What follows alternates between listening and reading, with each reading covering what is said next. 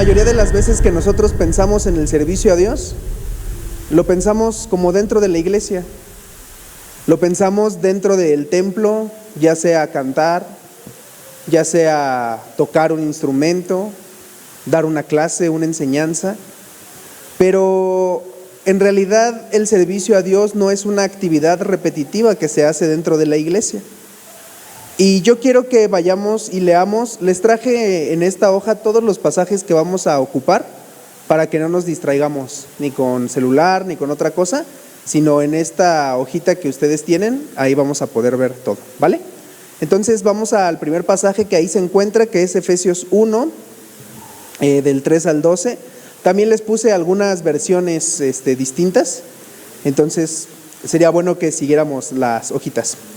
Dice: bendito sea el Dios y Padre de nuestro Señor Jesucristo, que nos bendijo con toda bendición espiritual en los lugares celestiales en Cristo, según nos escogió en Él antes de la fundación del mundo, para que fuéramos santos y sin mancha delante de Él, en amor, habiéndonos predestinado para ser adoptados hijos suyos por medio de Jesucristo, según el puro afecto de su voluntad, para alabanza de la gloria de su gracia, con la cual nos hizo aceptos en el amado, en quien tenemos redención por su sangre, el perdón de pecados según las riquezas de su gracia, que hizo sobreabundar para con nosotros en toda sabiduría e inteligencia, dándonos a conocer el misterio de su voluntad, según el beneplácito, el cual se había propuesto en sí mismo de reunir todas las cosas en Cristo, en la dispensación del cumplimiento de los tiempos, así las que están en los cielos como las que están en la tierra. En Él, asimismo, tuvimos herencia, habiendo sido predestinados conforme al propósito del que hace todas las cosas según el designio de su voluntad, a fin de que seamos para alabanza de su gloria, nosotros los que primeramente esperábamos en Cristo. Y bueno, parece este escrito, como todo lo que escribe Pablo, un trabalenguas, ¿verdad? O algo muy complejo. Pero lo que está diciendo en la primera parte es simplemente darle adoración y gloria a Dios por habernos escogido, por habernos salvado, por habernos dado en su pura gracia y su voluntad vida eterna. Pero si ustedes ven ahí en la hojita, está resaltado con negro el versículo 10. Y voy a leer a partir del versículo 9 otra vez para abordar esta idea. Y dice: dándonos a conocer el misterio de su voluntad según su beneplácito, el cual se había propuesto en sí mismo de reunir todas las cosas en Cristo, en la dispensación del cumplimiento de los tiempos, así las que están en los cielos como las que están en la tierra. Y este pasaje, mis amados, nos habla del deseo de Cristo de reunir, es decir, de poner todo bajo la autoridad de Dios, de Cristo y del Espíritu Santo. Ese todo incluye mis actividades seculares, como la escuela, trabajo, pasatiempos, etc. Cuando el apóstol Pablo está diciendo que el propósito de Dios y que el deseo de Dios es reunir todas las cosas, es que nosotros dejemos de tener una vida secular y una vida de iglesia y comencemos a tener una vida íntegra para Dios. Que entendamos que a Dios no se le agrada solamente en la iglesia, sino también cuando estoy en mi escuela, sino también cuando estoy en mi trabajo, los que trabajan o los que trabajamos, sino también cuando estoy en mi casa, cuando estoy divirtiéndome. En cualquier lugar, el Señor desea gobernar mi vida. Entonces, cuando todo esto está gobernado por Cristo, es cuando yo sirvo a Dios. El servicio a Dios es en todos lados. El servicio a Dios no se limita a estas 4 paredes o a las 4 paredes de la iglesia donde usted asista o donde tú asistes, sino el servicio a Dios es en todos lados. Y si yo logro entender que mi conducta y mi comportamiento debe ser el mismo y debe ser íntegro en todos lados, entonces entiendo que yo estoy sirviendo a Dios en donde yo esté. No es necesario que yo aprenda a tocar un instrumento para poder servir a Dios. No es necesario que tenga una voz hermosa y afinada como las del grupo de alabanza para poder servir a Dios. Yo puedo servir a Dios todo el tiempo y en todo lugar. ¿Estamos de acuerdo? Y cuando nosotros hacemos precisamente esta división, ¿verdad?, de una vida secular y una vida espiritual, nos encontramos con un gran problema. Y es que muchos de nosotros, al ser jóvenes, vivimos preocupados por muchas cosas que están por venir. Muchos de nosotros vivimos preocupados por cosas tan sencillas como ¿qué voy a estudiar? ¿A qué me voy a dedicar? ¿En dónde voy a trabajar? ¿Con quién me voy a casar? Cuando me case, ¿en dónde voy a vivir? ¿Cómo voy a mantener a los hijos que logre tener? ¿Qué es lo que va a hacer de mi futuro? ¿Cómo voy a lograr dejar de transportarme en metro y comprarme un carro? Y de repente, en nuestra edad de juventud, todas estas cosas vienen a nuestra cabeza. Y todas estas cosas priman en nuestros deseos, en nuestras prioridades y en nuestras aspiraciones. Y dejamos muchas veces de un lado o a un lado lo que Dios desea de nosotros y empezamos a buscar lo que nosotros deseamos en nosotros. Y yo quiero preguntarles, ¿creen que sea malo estudiar? No, no es malo. ¿Creen que sea malo buscar un mejor trabajo o mejores ingresos? No.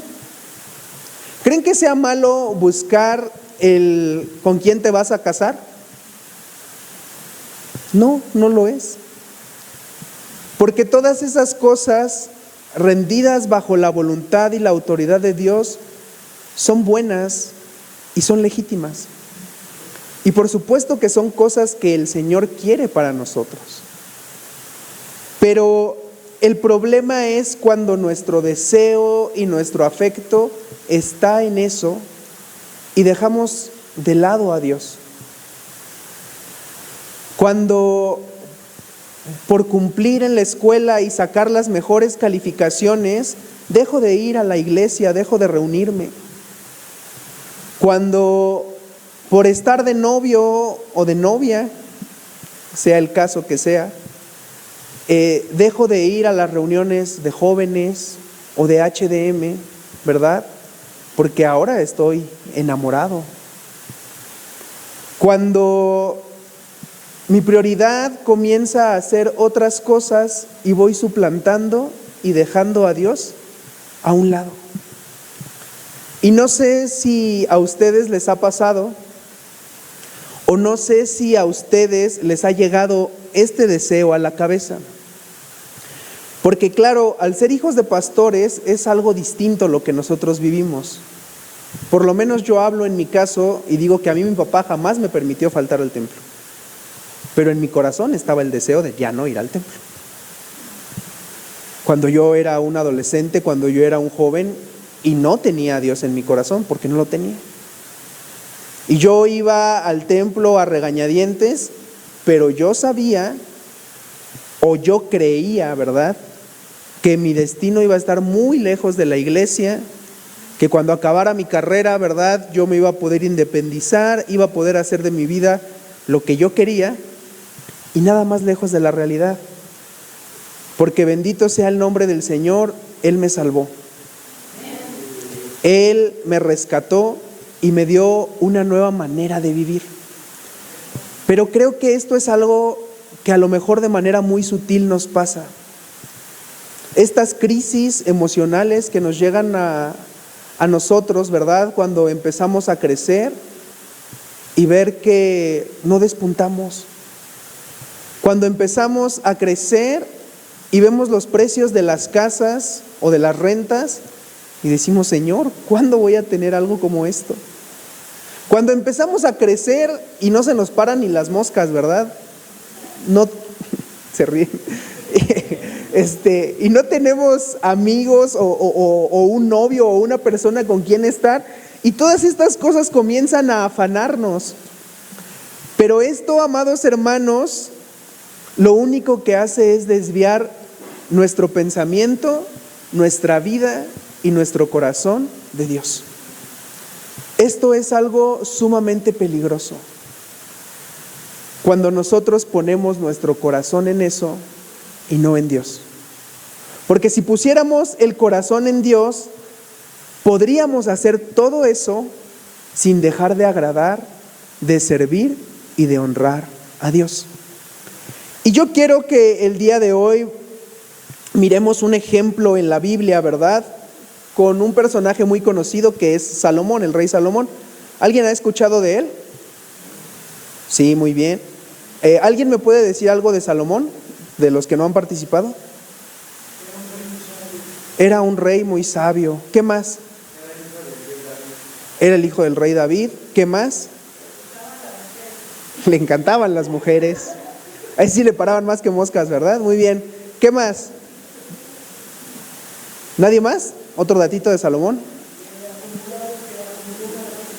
Acumuló una gran riqueza. Muy bien.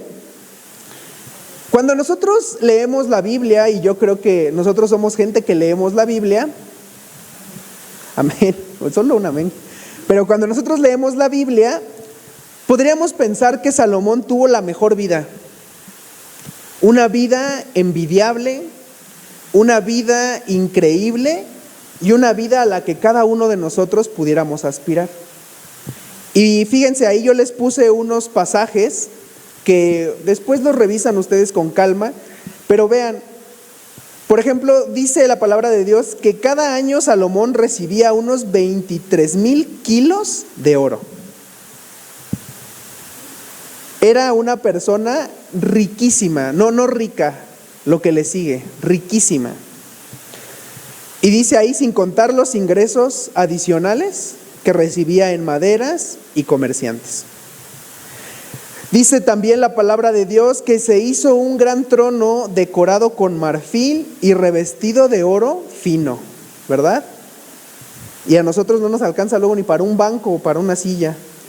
Pero este hombre tenía un trono hermoso y carísimo. Dice que tenía una flota de barcos mercantes. Y de este modo llegó a ser más rico y más sabio que cualquier otro rey de la tierra. Año tras año, cada visitante le llevaba regalos de plata y oro, ropas, armas, especias, caballos y mulas. ¿A quién no le gustaría una vida como esta? Ya no con 23,000 kilos de oro al año, uno. ¿Qué podríamos hacer con un kilito de oro? Yo creo que bastantes cosas, ¿verdad? ¿A quién nos gustaría ser ricos y sabios más que cualquier otro? No dicen amén, pero yo creo que sí. A mí sí.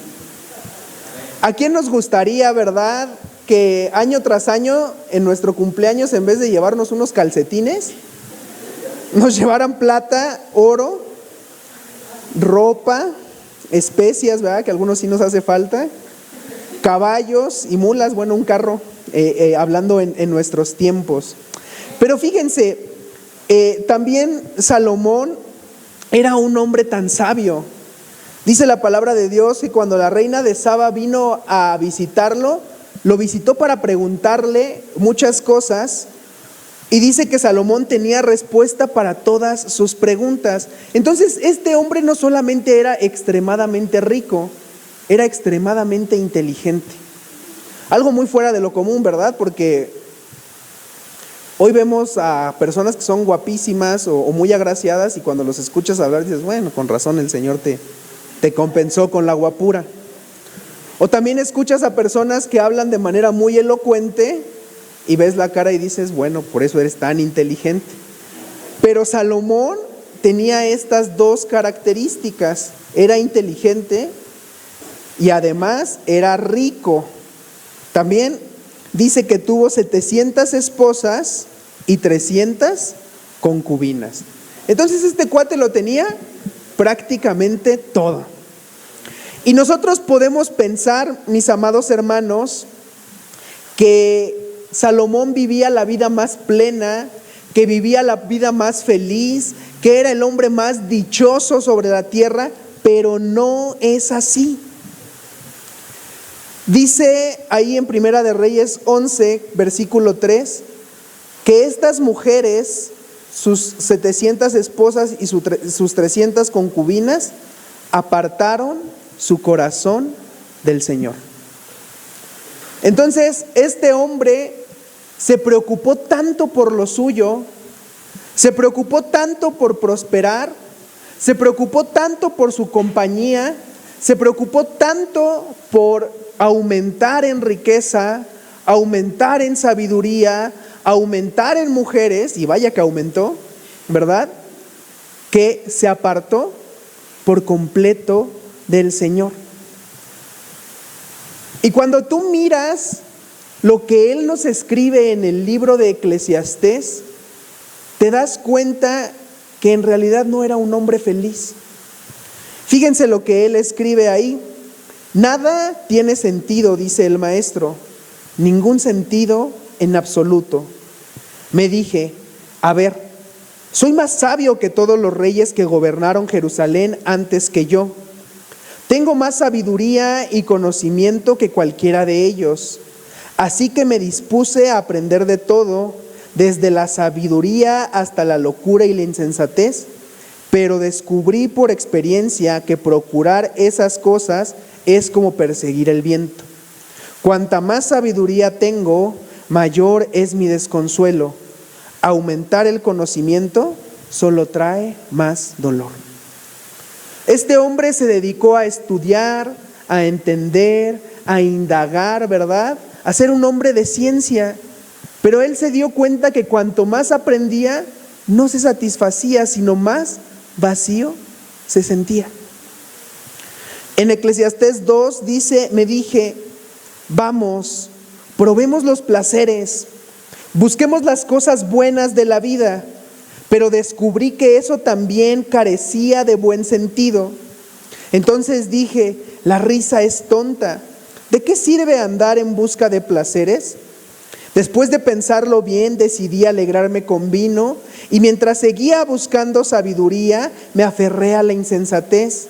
Y así traté de experimentar la única felicidad que la mayoría de la gente encuentra en su corto paso por este mundo.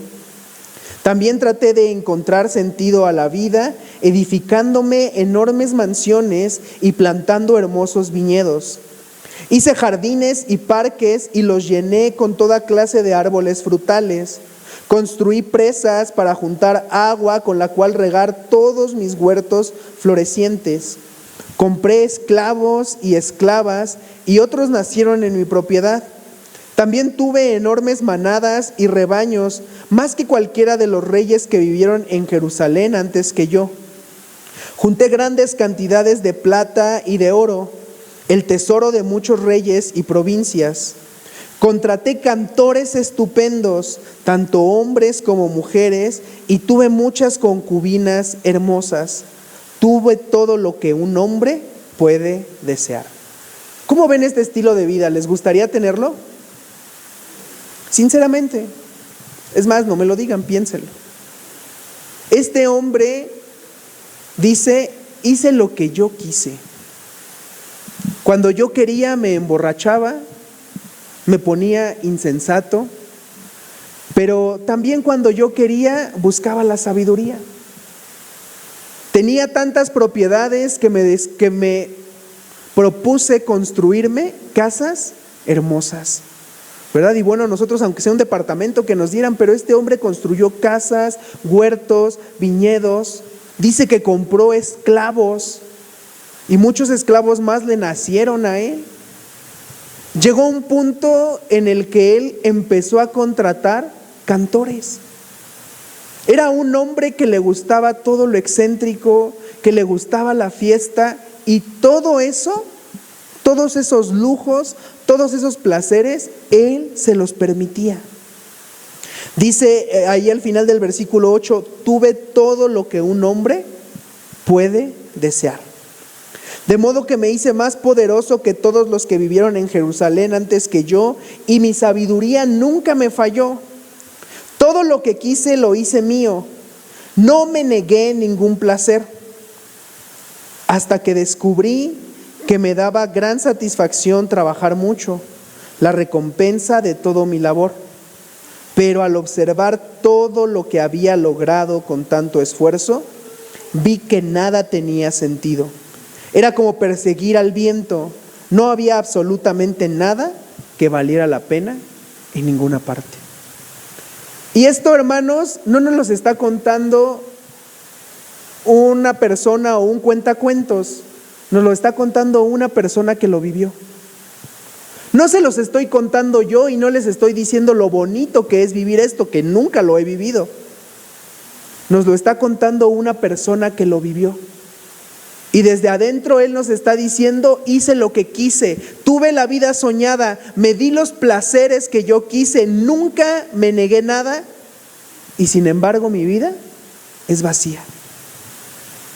Y sin embargo me he dado cuenta que no hubo absolutamente nada que valiera la pena. Todas esas casas que yo construí no valieron la pena, no me llenaron, no me satisfacieron. Todo eso que yo logré comprar no me llenó. Todas esas tardes o noches con músicos llenando mis oídos no fueron gratas para mí. Y qué triste llegar al final de tus días, después de haber vivido todo lo que supuestamente querías vivir, y encontrar que no fuiste feliz. Pero ese es el peligro de vivir una vida apartada de Dios. Porque Salomón, mis hermanos, no siempre fue así. Salomón no siempre pensó de esta manera. Salomón comenzó su carrera muy bien, pidiéndole a Dios un corazón sabio y entendido para guiar a su pueblo, construyendo y dedicándole una casa al Señor, dedicando sacrificios a Dios. Esto es lo que hacía Salomón.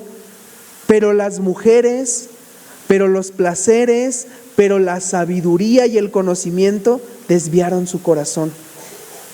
Y esto es lo que nos puede pasar a nosotros. Y lo más triste es que a menor escala. Porque no creo que ninguno de nosotros logre ni el 10% de lo que logró Salomón. Sin embargo, estamos dispuestos muchas veces a ir tras eso que no va a llenar nuestro corazón y dejar a un lado la vida de Dios. Y dejar a un lado lo que Dios quiere de nosotros. Y por supuesto que esto que vivió Salomón contrasta de manera clara con su papá, que es el rey David. Porque el rey David fue un hombre que también tuvo que trabajar mucho. Fue un hombre que vivió perseguido, fue un hombre que vivió asolado por Saúl muchos años. Y cuando él por fin llega al reinado de Israel, no se llegó a rascar la panza. Llegó a arreglar todo el desastre que Saúl había dejado en el reino. Se dedicó a conquistar todos aquellos pueblos que el Señor le pidió. Se dedicó a ordenar el país, pero esto jamás lo apartó de su amor por Dios.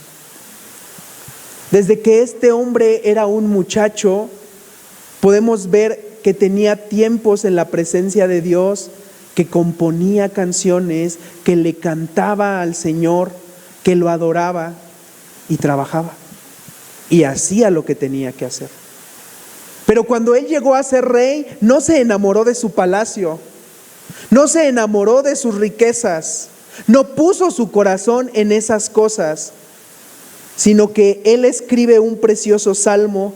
Y quiero que vayamos a ese Salmo 27, ¿verdad? Del 1 al 6. ¿Ya lo ubicaron? Sí me salté un buen cachillo, ya después leen lo que les puse. Pero Salmo 27 del 1 al 6 dice: Jehová es mi luz y mi salvación, ¿de quién temeré? Jehová es la fortaleza de mi vida, ¿de quién he de atemorizarme? Cuando se juntaron contra mí los malignos, mis angustiadores y mis enemigos para comer mis carnes, ellos tropezaron y cayeron. Aunque un ejército acampe contra mí, no temerá mi corazón. Aunque contra mí se levante guerra, yo estaré confiado. Y dice: una cosa he demandado a Jehová, esta buscaré, que esté yo en la casa de Jehová todos los días de mi vida, para contemplar la hermosura de Jehová y para inquirir en su templo, porque Él me esconderá en su tabernáculo en el día del mal. Me ocultará en lo reservado de su morada, sobre una roca me pondrá en alto. Este hombre, que también lo tuvo todo, tenía su afecto en la casa de Dios. Tenía su corazón y su deseo en encontrarse con Dios. Y le dice al Señor: yo te he demandado una cosa, solo una cosa te he pedido, y esta voy a buscar: estar todos los días de mi vida en tu presencia, para contemplar tu hermosura, para ser saciado, para ser satisfecho de tu verdad. Y sabe, nosotros, amado hermano, amado joven, no sé por qué le estoy hablando de usted, ¿verdad? Como si estuvieran tan grandotes. Pero, ¿sabes? Hoy nosotros tenemos un privilegio, y es que la gloria y la presencia de Dios va con nosotros. No tenemos que estar aquí, aunque cuando estamos aquí es algo especial, es algo único. Pero ¿qué pasa cuando tenemos un día pesado? Lo primero en que pensamos después de un día extenuante en la escuela o de trabajo es llegar a orar y a cantarle alabanzas. Seamos sinceros. ¿Qué es lo que pensamos? Pues en dormirnos o en entrar a nuestras redes sociales para, ¿verdad?, distraernos un poco, o ver una película o una serie. Pero lo último en lo que pensamos es en lo que pensaba David: estar todos los días en la presencia del Señor. Estar en su presencia y poder disfrutar de su gracia, de su hermosura, de su gloria. Y no lo hacemos. Y el no hacerlo nos ha llevado a desviar nuestro corazón, a desviar nuestros ojos, a desviar nuestros pensamientos a cosas que no son tan importantes, a cosas que el mismo Señor Jesús nos dice son cosas perecederas, son cosas terrenales, son cosas que no trascienden.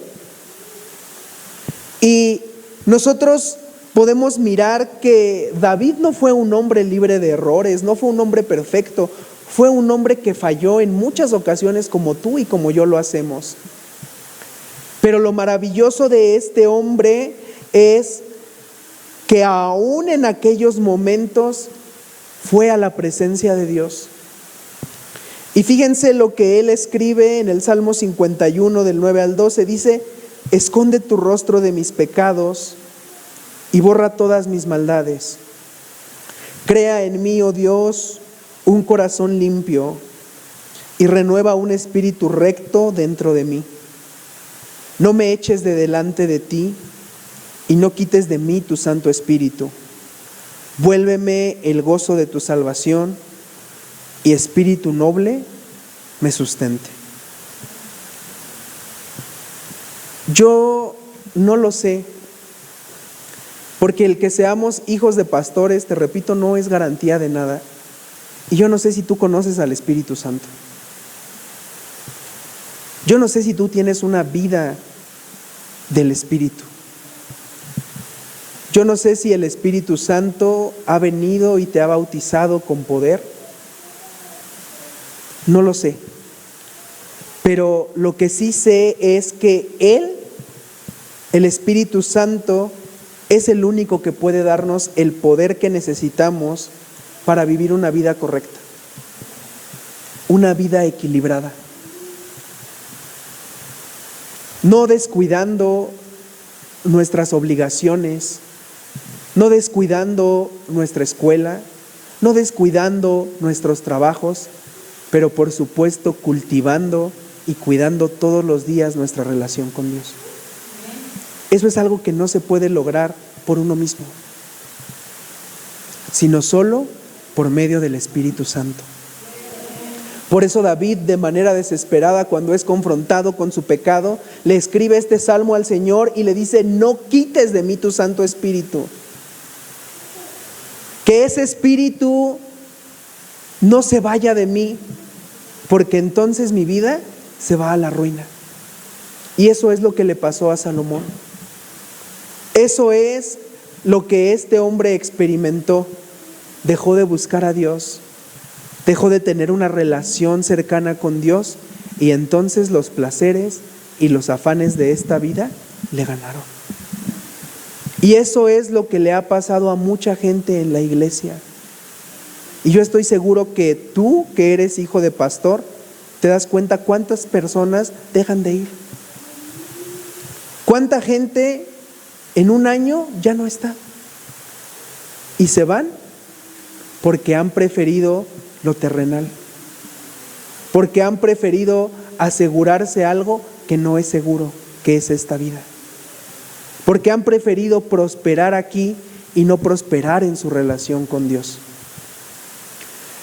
Pero si tú no conoces al Espíritu Santo, yo quiero leerte 4 pasajes donde Jesús mismo nos habla de Él.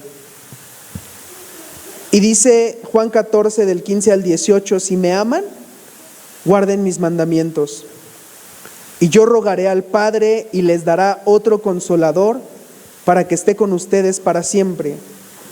El Espíritu de verdad, al cual el mundo no puede recibir porque no le ve ni le conoce, pero ustedes le conocen, porque mora con ustedes y estará en ustedes.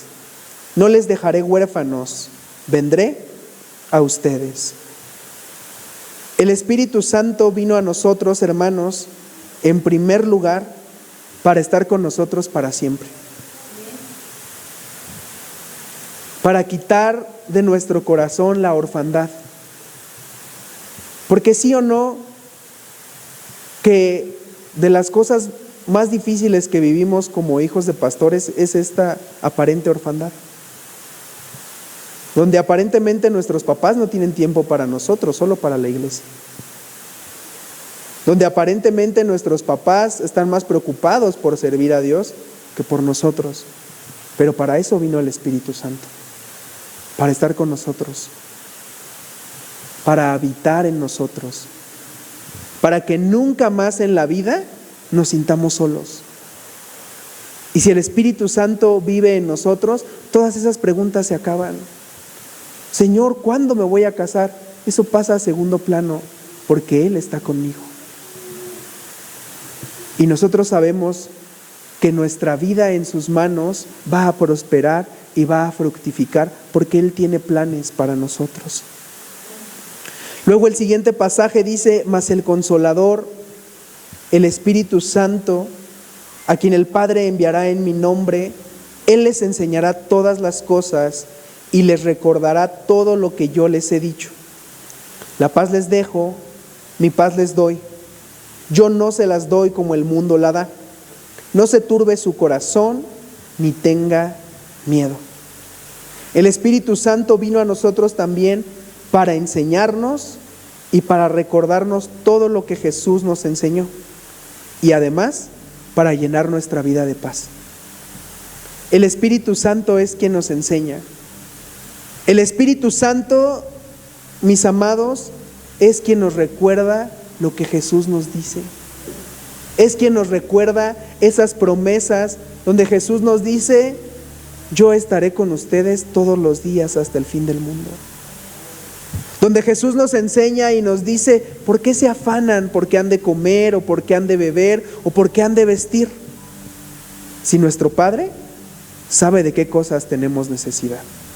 Eso hace el Espíritu Santo, pero además trae paz a nuestro corazón, trae consuelo a nuestra vida, y aunque todo el mundo sea un caos, porque lo es, el Espíritu Santo trae calma, trae paz, trae seguridad a nuestro corazón.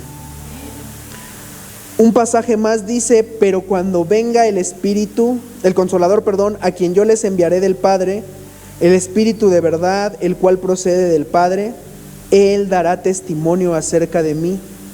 Y ustedes darán testimonio también, porque han estado conmigo desde el principio. Mis amados, el Espíritu Santo vino para darnos testimonio y evidencia de que Cristo es real. Cuando nosotros tenemos al Espíritu Santo, no volvemos a dudar. Sabemos que Cristo es real, que Cristo es Dios, que Cristo murió y resucitó y está sentado a la diestra de Dios.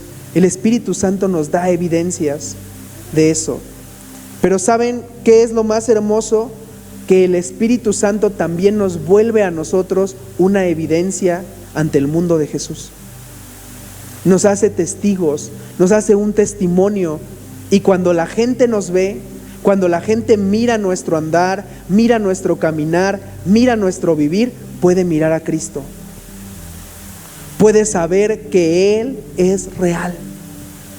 Puede saber que somos distintos porque lo tenemos a Él.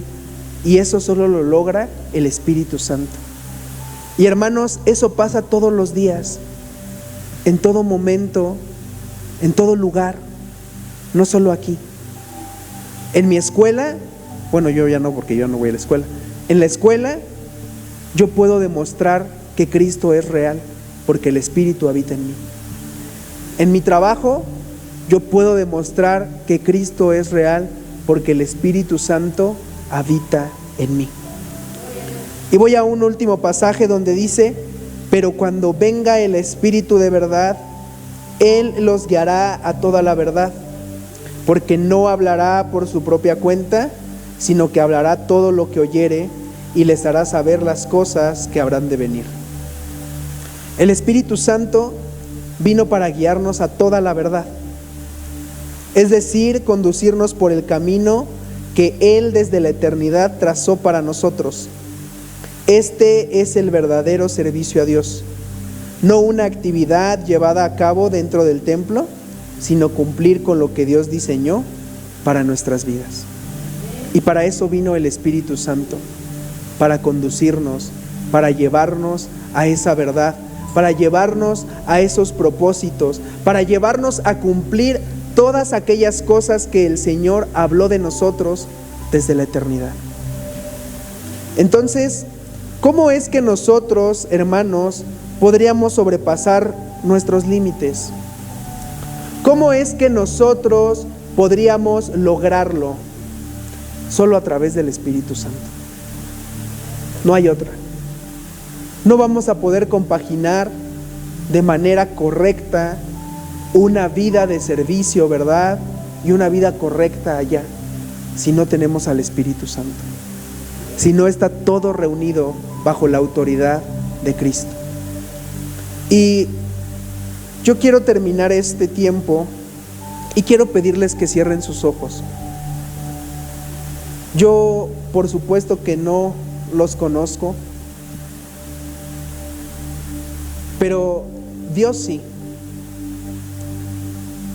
Y solo Él y su sabiduría y sus designios saben por qué escogieron este tema para hoy y por qué estás aquí tú hoy.